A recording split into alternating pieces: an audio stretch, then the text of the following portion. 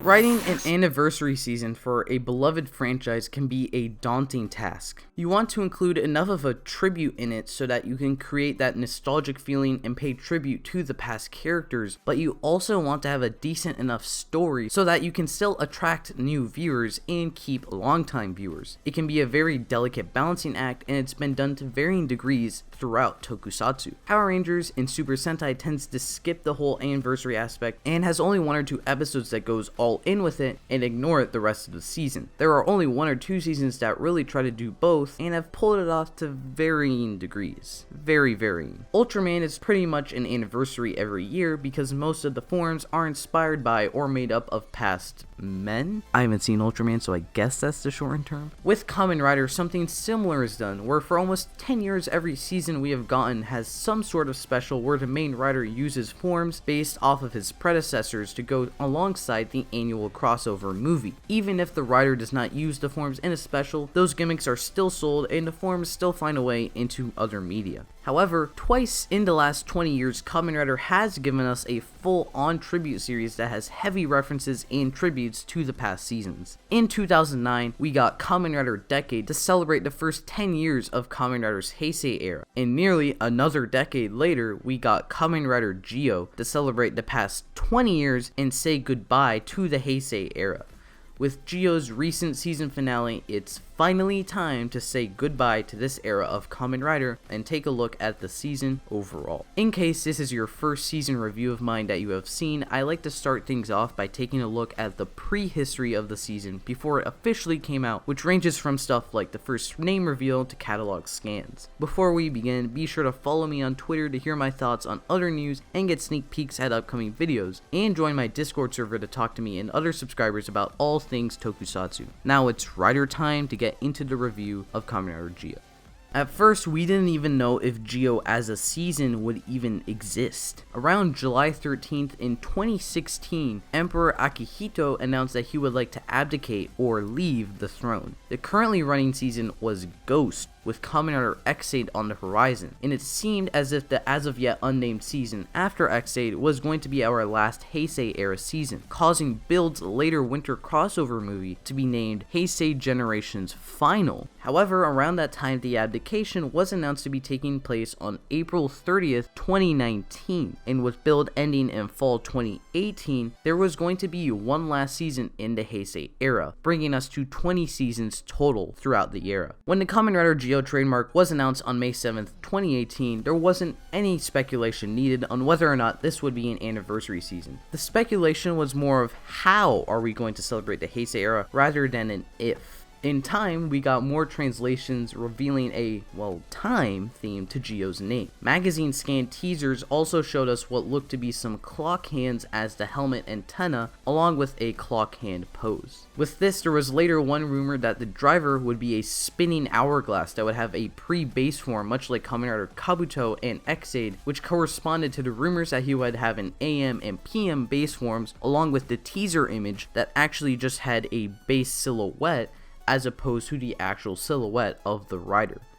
My favorite rumor though was that he would have a clock belt that would change to different hours of the day that corresponded to the past Heisei riders as forms. But all we could really do was wait for the toy scan leaks, but apparently some time error with the Gombo Rising machine resulted in the design of Zi-O being accidentally revealed on this channel's first anniversary. This was later followed up by another accidental reveal of Zi-O, the unnamed secondary rider, and their forms based on the last 4 Heisei riders. Eventually, we got the catalog scans revealing Kamen Rider Gates in full, more of Zi-O in full, and all of their many armor time forms. We also got better looks at the ride watches, the Jiku driver, and much more. I will say though, one of my favorite parts about this time was when people noticed the abnormally large bulge on Zi-O's chest and began to speculate that this must mean we're getting the first primary female rider ever, and this theory was actually pretty persistent for some reason, but it was eventually finally shot down when we got the trailer and cast reveal alongside the poster, showcasing the time travel special anniversary aspects of the show, and the basic plot with Zi-O and the hunt for ride watches. I will say though that this results in me being confused about the bulge on the chest to this day. When the show finally debuted, I felt that Zi-O's first episode was very strong. The opening with Zi-O wiping out the resistant forces in front of the Heisei statues may be my favorite opening scene in all of Kamen Rider. It shows off the underlying story of Zi-O, briefly introduces Tsukiyomi and Gates, gives us a view of what 2068 is like, and it's just plain badass on Zi-O's part. It also helps with the ending of the episode when Sogo henshins for the first time, and you don't get this triumphant feeling from our 20th Heisei Rider transforming for the first time, but more of a sense of dread from the Demon King making his first step towards the throne. From there, we got right into the tributes, where we get to spend more time with our characters and learn more about their backstories and flesh them out.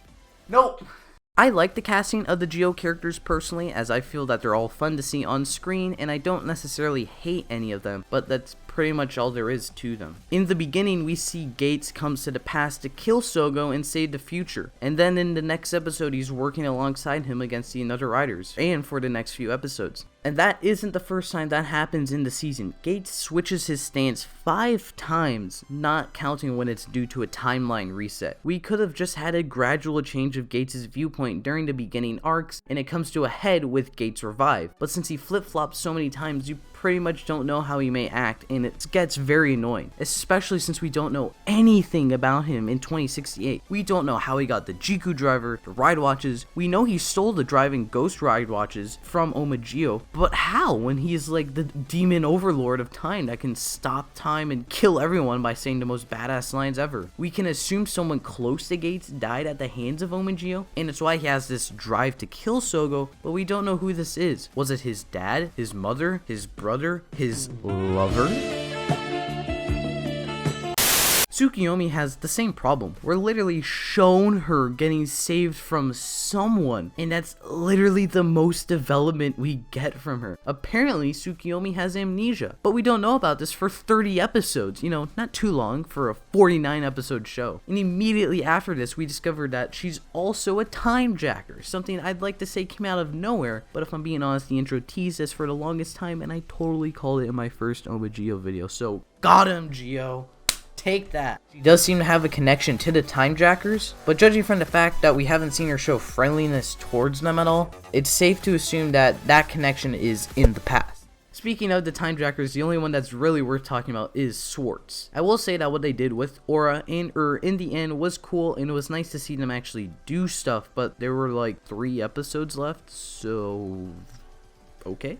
Now, at first, I thought Swartz was just weird. It seemed like his plan for the entire season was to endlessly create another Riders to eventually get back Tsukiyomi's time powers and turn himself into another decade. Also bringing in Aura and to help him out for some reason, but it seemed that there's literally no effort into making another Riders, and they don't even build up to another decade in any way. The creation of another Riders is what drives Sogo and Gates to acquiring all the ride watches and eventually gaining the powers of the Overlord, which is exactly what we thought the Time Jackers don't want. But in the end, we find out that this was all leading up to Swartz's final plan to allow Sogo to acquire all the ride watches, either leading to his own ascension as king or triggering the creation of Zi-O. So I will say I'm glad that they actually explained what seemed like such a dumb plan, and while I won't say that Swartz is any sort of amazing character or final boss in Kamen Rider, he suits the needs, so because of that he isn't terrible. But now it's time for my 2 favorite characters in the show, Woz and Tsukasa. Woz is just a funny character. He's such a meme really, and he's really right up there with the previous meme legend, Kuroto Dan. But Woz is nothing beyond that really. Once again, 30 episodes in, we get the reason for his rivalry with Gates, but that's the most on that. However, I will admit that we could get more to him in the Overquarter movie, but I'm not reviewing the movie here, I'm reviewing the show. I haven't even seen that movie yet. I still love Woz though. Tsukasa really only works because he's a returning character, especially one that has made pretty consistent reappearances over the years. This version of Decade is just truly badass, especially considering that not only does he wield the Neo Deca Driver, but also some actual guns in a few episodes. Kids show, alright, sure. When he shows up, you know there's going to be some stuff going down in today's episode, and I like that he's sprinkled throughout the season and acts as the character that really drives the plot until the end, where he actually becomes the official 4th rider of Zi-O. He also appears alongside Dian, and while Dian doesn't actually do as much as Tsukasa and isn't as cool in my opinion, it is cool to see these two returning Dimension Riders together. Tsukasa has the badassery, and Woz has the hilarity, and while both don't get much to their characters within the constraints of the season, they both just ooze personality, and I like them for that. Now to the main character, Sogo. Sogo is just bad, but hear me out. The desire to become a king is very out of place, and it's something that seemed haphazardly explained in later episodes, and it really seems only fully thought out until later in the show. Beyond that, Sogo acquires the occasional god tier powers, but that's it. We get some nice moments with the uncle, but honestly where I find enjoyment with Sogo is just there's nothing to him. Sogo kind of acts like this innocent little kid, and it's what I like about him. It's comical that this is our main character, and he flip-flops so often between being a helpless teenager and a determined mini overlord who wants to rule the world or something. So Sogo is a weird character, but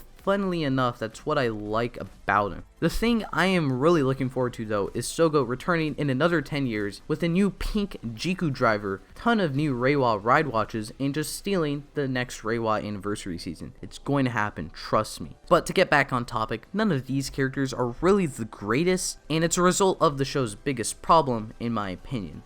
Now, most people think that the time travel in the show is its biggest downfall, and I will admit that the time travel can be very weird, but I think it's nowhere near the biggest problem. In most cases, the time travel makes enough sense. The strangest thing is the idea that another riders are wandering around for multiple years on end without anyone noticing them. Eventually though, we bring in White Woz and introduce a branch timeline, and then that's it. We get the timeline reset with another Zi-O 2 towards the end of the season, but honestly that doesn't seem so much as timeline shenanigans and more like another Zi-O 2 shenanigans, especially when you consider that his defeat puts everything back to normal, when if it was a time travel thing, they would have to go back in time and fix what they changed in the past. So yeah, the time travel stuff can be confusing, but I really wouldn't say it's the worst part of the show. When I go into a show or movie that I know will use time travel, it's always best to expect it to not make too much sense and read too deep into it. But even then, there's not too much of that here. I was honestly excited to see the characters traveling back in time to a lot of these different events in Kamen Rider history, to times where characters were still alive, allies, stuff like that. And it doesn't happen. Most of the meetings with characters we know are in the present day that don't require any time travel, and then all the another riders post Another Ghost are made in 2019 and negate the need to go back in time to acquire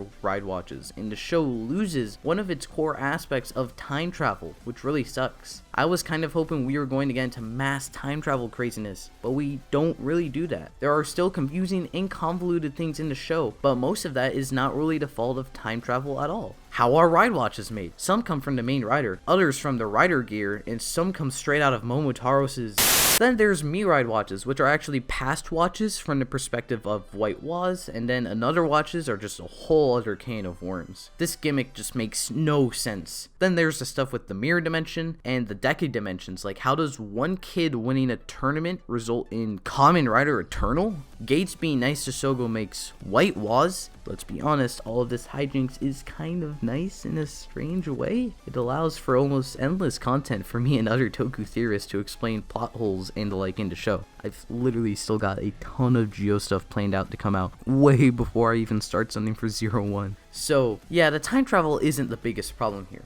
In my opinion, the worst part of Kamen Rider Zi-O, the thing that drags down the rest of the show, is that the show doesn't know what it wants to be. It's like a car driving down the street trying to merge lanes, but gets caught in the middle and now passes in and out between lanes. As I mentioned, these two lanes were mentioned in the beginning, being a tribute show and being its own thing. In the beginning, it seemed like Zi-O was trying to be a tribute show, which is totally fine. We got a bunch of pretty solid writer tributes that don't really add anything to the show from a plot or character perspective, but that's okay. It seemed like all we were gonna do is pay tribute to past seasons. But then on the Toei release side, you could see that they were releasing the other Legend ride watches before they actually had tributes, making it seem like they weren't planning on doing those writer tributes later in the show. Most of those ride watches were released like 3 months before we even knew they were gonna get a tribute in the show. So after the Decade tribute, when we switched to the White Woz plot and future riders, it seemed like Zi-O was moving on to its own thing, which at that point I thought was totally fine. There were still over 30 episodes left for them to do their own thing and tell a good story. But then, in the middle of the future rider stuff, we get a Ryuki tribute from out of nowhere that results in the creation of Zi-O's strongest form at that moment, and then back into future riders until Gates Revive, when we get one of the big climaxes of the show, the Day of Oma, that is paired with a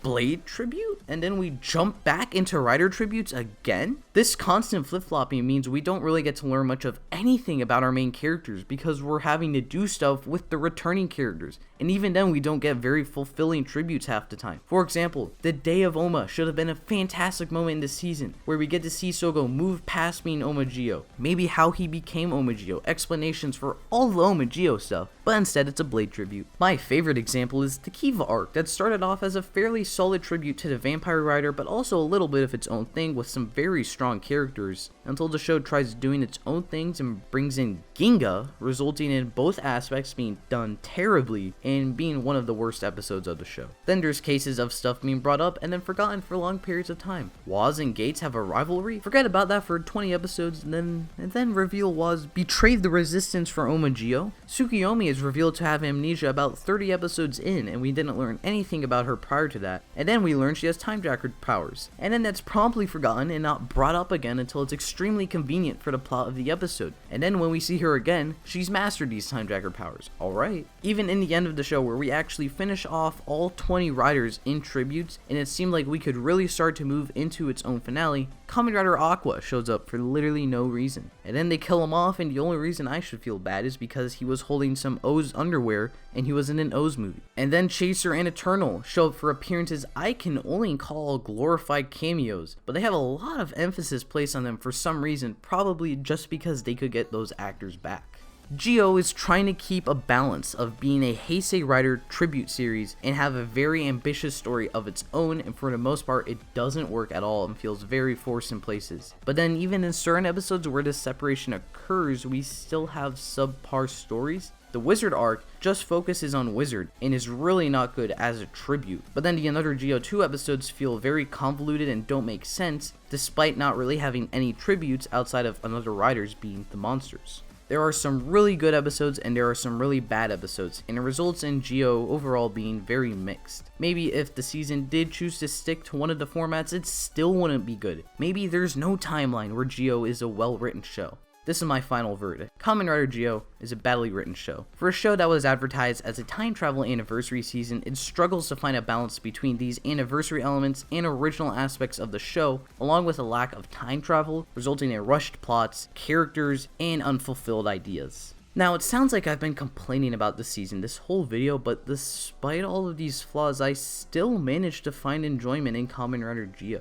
It could be the somewhat enjoyable cast in the 0.5 episodes especially, the base level but interesting cameos, or the suits, or maybe the fact that I just turned my brain off and wasn't really trying to think about a confusing aspect for the most part, but I can't really find myself to hate this season. I would put it at the bottom of the few seasons I have seen, but I still had fun watching it. As I said earlier, Zi-O still isn't very well written, so if you're a Kamen Rider fan looking for a season with good writing and good characters, I wouldn't recommend Zi-O. It's just not that kind of season. But if you're looking for a show that you can just turn your brain off, have a good time with it, then maybe you should look into Kamen Rider Zi-O. From a writing perspective, it's bad, but from an entertainment perspective, it may be one of the best Kamen Rider seasons. But what did you think of Zi-O? Did you enjoy it or hate it? Would you recommend it to others or banish it to a different timeline? Be sure to let me know down in the comment section or on Twitter and Discord, and also please consider hitting that subscribe button for more Kamen Rider content, and I hope to see you when we finally enter the Reiwa era.